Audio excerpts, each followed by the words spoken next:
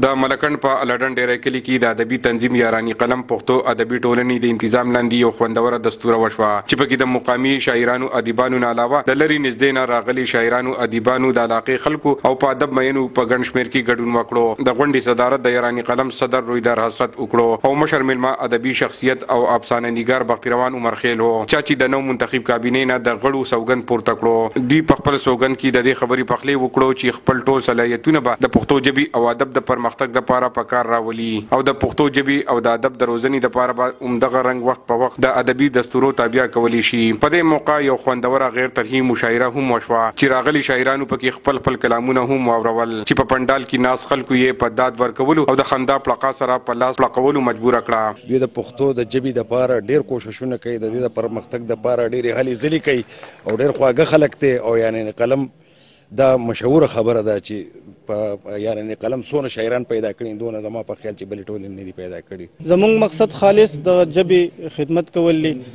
قلم او ټوپک د یو بل پر ضد ولاړ دي. موږ هم دغه هڅه کوو او دغه کوشش کوو. ان شاء الله زموږ کوشش به وي چې مخکې هم داسې د خپل کوشش برقرار وساتو. ټولې دنیا ته دا پیغام ورکول غواړم چې پښتانه یو امن پسنده قوم دی، د قلم او د کتاب سره مینه ده، د مینې قوم دی، د خپل خاورې سره د خپل کلتور سره او د خپل ژبې سره مینه ده او په دې حواله هغه د ټولو دنیا د انسانانو سره او د ټولې دنیا د خلکو سره مینه او محبت لري. د ملکند یونیورسيټي د پښتو څانګې مشر ډاکټر علي خیل دریاب په خپل خبرو کې په ملکند کې په ادبي هلو ځلو کې د لډن د شاعرانو د کوششونو ستاینه وکړه. دوی زیاته کړه چې حکومت له پکار دی چې د ژبې او ادب د پرمختګ لپاره د شاعرانو ادیبانو او سلبزایي او ډاډګیرنه کوي. عمران زریاب، خیبر نیوز، لډن، ملکند.